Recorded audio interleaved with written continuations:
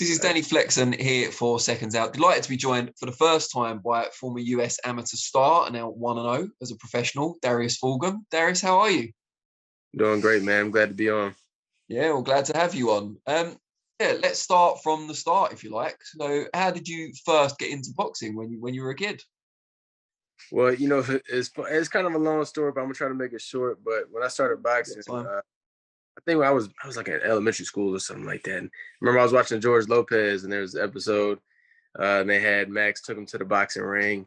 I remember after watching the episode, I was like, man, dang, ma want to go to the boxing ring. I want to start boxing, and we ended up went, but we never signed up, which was probably like a good thing, Like right now, I'm thinking, damn, I wish I would have started when I was younger, but realistically, I didn't have the mindset to box at the time. If I would have got hit too hard, that would have probably been it for my for my boxing career. But so I started late when I was like 18, going on 19 years old.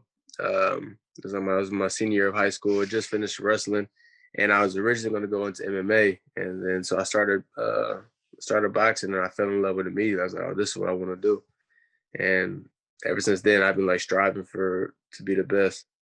How good were you at wrestling in high school? I was actually decently good. Now when you compare it to like Olympic level, no, I wasn't even close. But as far as like in Texas, I was really good. I went to state my senior year of high school. I didn't medal, but it was unfortunate. But I was relatively good though. So you could have wrestled in college, presumably. Yeah, I could have, but it would have been a financial burden on my family, and I didn't want to do that. There wasn't any schools in Texas that had wrestling, and there would have been too much tuition wise, so I didn't do it.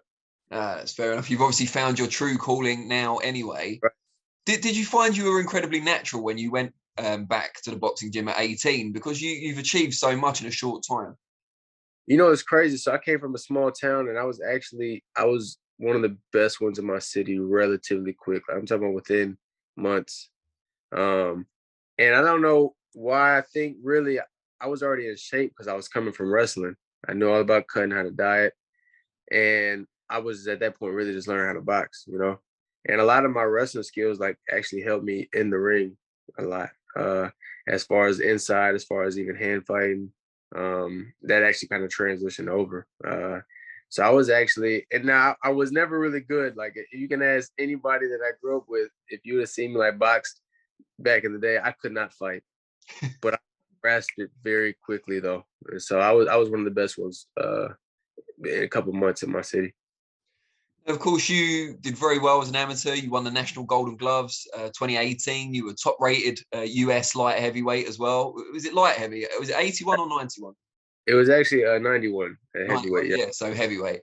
And it all seemed set for you to go to the Olympics, of course, in Tokyo in 2020, and then that was delayed to 2021. Was there never a chance for you to still get on the squad? Was it getting to the qualifying events that was the issue? Yeah, I didn't have really opportunity at all. So I won the Olympic trials to be on the team for 2020. And then we were set to go to our qualifiers in 2020. But then right when we were about to leave to go to Argentina to compete for our spot, it got canceled. We didn't know what was going to happen with the Olympics. It got pushed back to 2021. So we were still on the team training for the qualifiers next year. And right when we were about to go again, we were in camp for it, and then they announced that got canceled as well.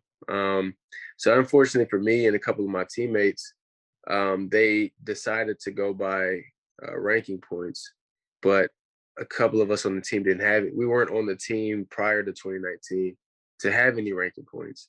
So we didn't have a fighting chance at all, which was, the situation was unfair, but it was out of our control. There's nothing we could do about it. And the US didn't send anyone at 91 in the end, did they? No, not at 91. They did send some pros in different weight classes that had the ranking points. But in my weight class, they didn't send anybody.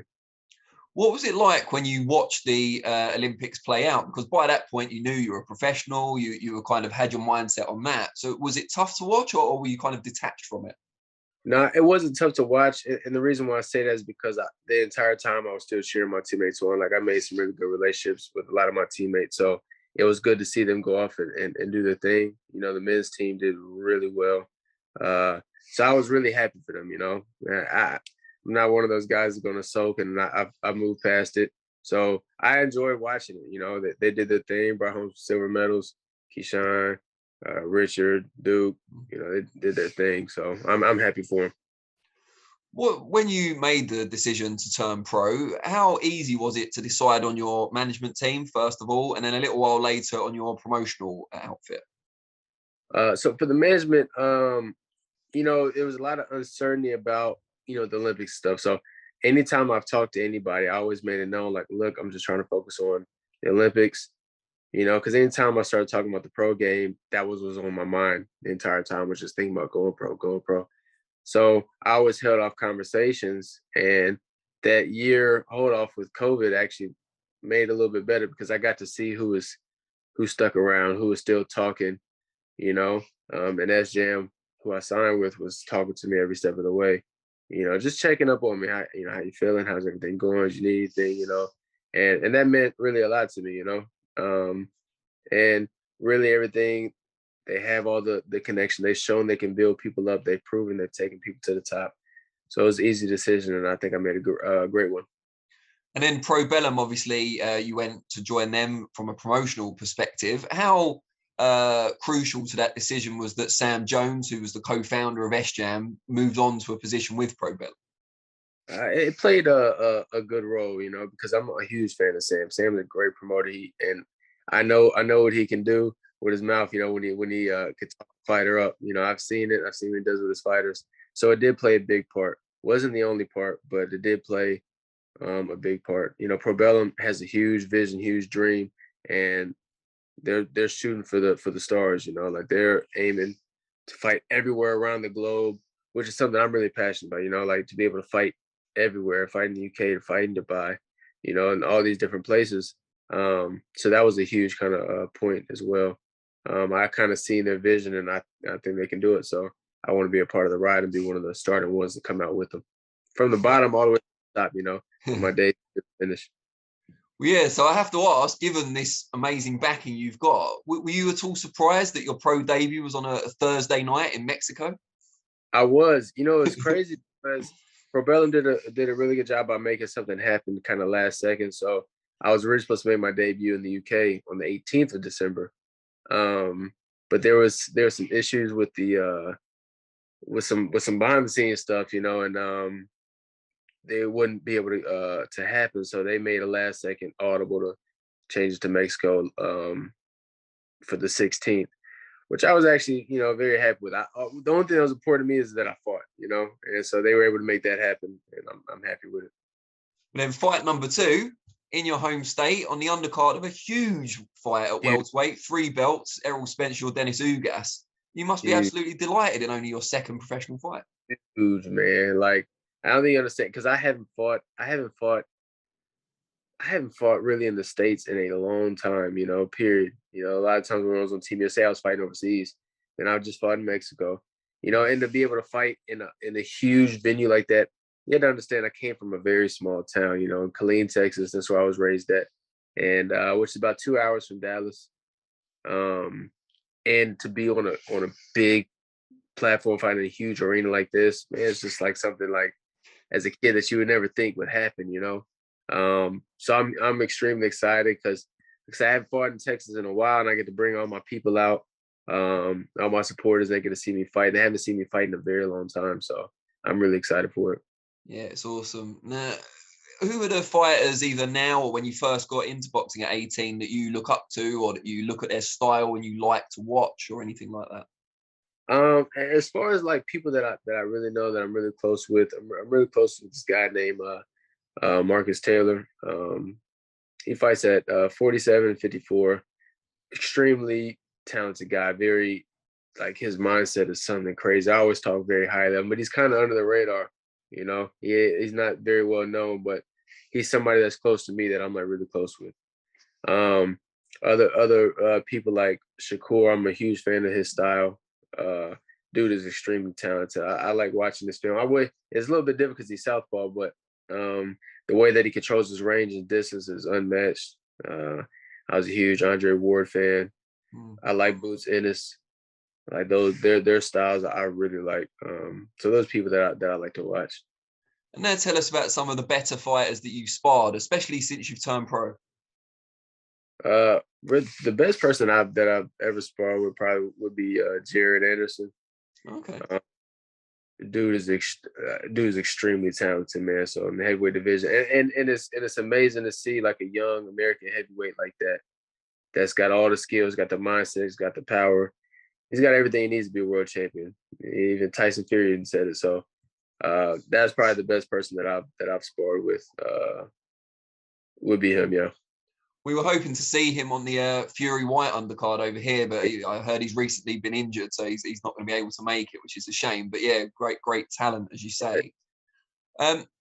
What's the route for you? Because you were a very talented amateur, but also a late starter. You've said how quickly you adapted. Can you be fast-tracked? Do you want to take your time? You're not old, of course. So. Right. Well, so for this fight, I'm doing a 6-rounder. My first fight was ended the first round, and that one I was actually trying to really take my time with it. So I'm really trying to just kind of absorb everything in the pro game, But at the same time, I'm not saying I'm not trying to go slow. Like, I'm not trying to fight, everybody call like bums. I'm not trying to take no easy play,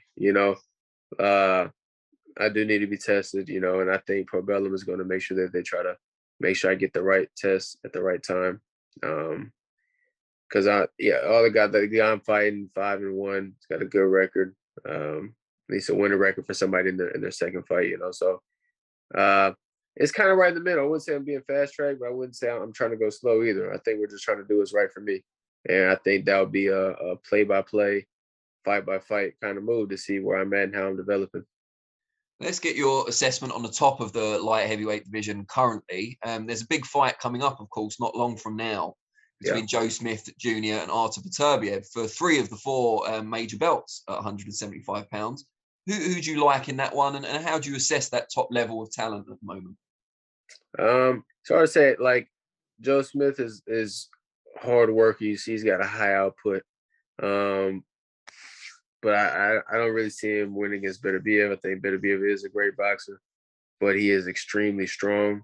Joe Smith, durable opponent too, but I don't see Joe Smith taking that. But I'm rooting for Joe Smith. I want Joe Smith to win, but in the realistic world, I think if I was a betting man, I would think Beterbiev would win. What do you make of the talent level at the top at 175 at the moment? I mean, they're all the wrong side of 30, I think, as well. So they might not be there when you get there.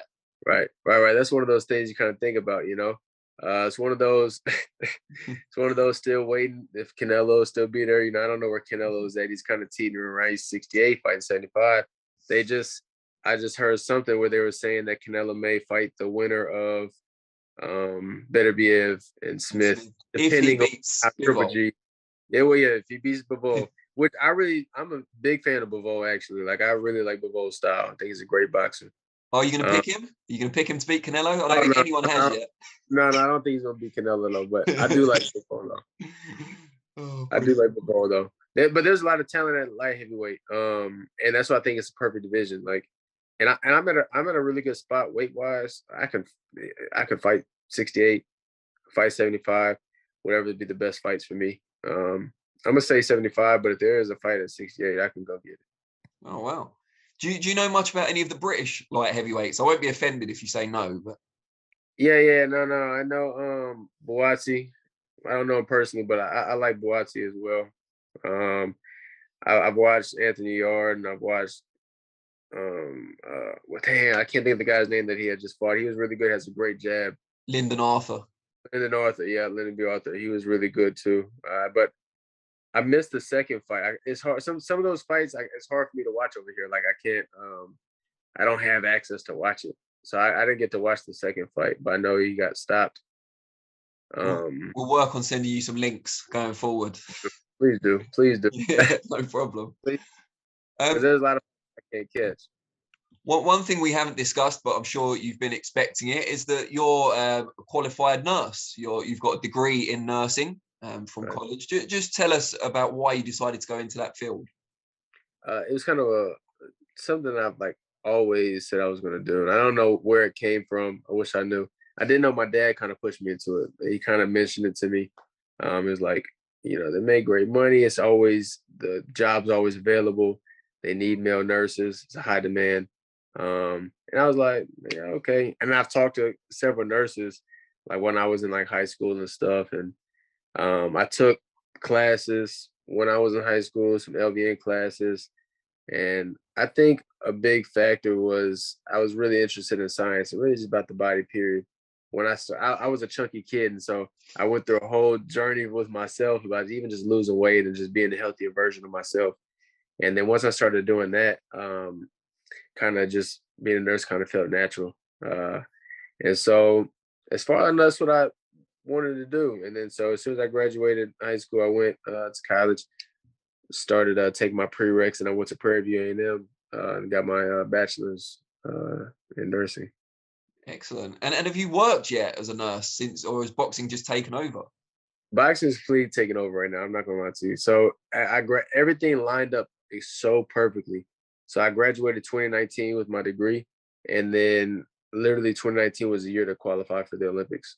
So I went to the Olympic trials. I focused several months on that to qualify for the trials. Qualified, went to the trials, won the trials. And at that point, then I was on the team, and I had no time to work as a nurse. I was out in camp for months on, then we go off to a tournament overseas, so I never had any time, and boxing is my passion. Like, this is something I have to do now. Nursing will be there for me in the future. That's my career after boxing, but boxing got my life right now. Good stuff. Now, before I let you go, just tell the viewers out there how they can find you on the different social media platforms so they can keep up with the journey. Yeah, my social media that I mainly use is Instagram, which is really just my name. So it's Darius Fulghum, Darius Fulghum. And I'm excited to put on an amazing performance April 16th. I've been training hard for it. So be tuned in for that. It's gonna be explosive. Great stuff. Really, really appreciate your time. And yeah, let's catch up again after the experience you're gonna have next week. Yeah, that sounds good. Let's do that. All right, brilliant. Take care and speak to you soon. Yeah, likewise. Be safe, okay?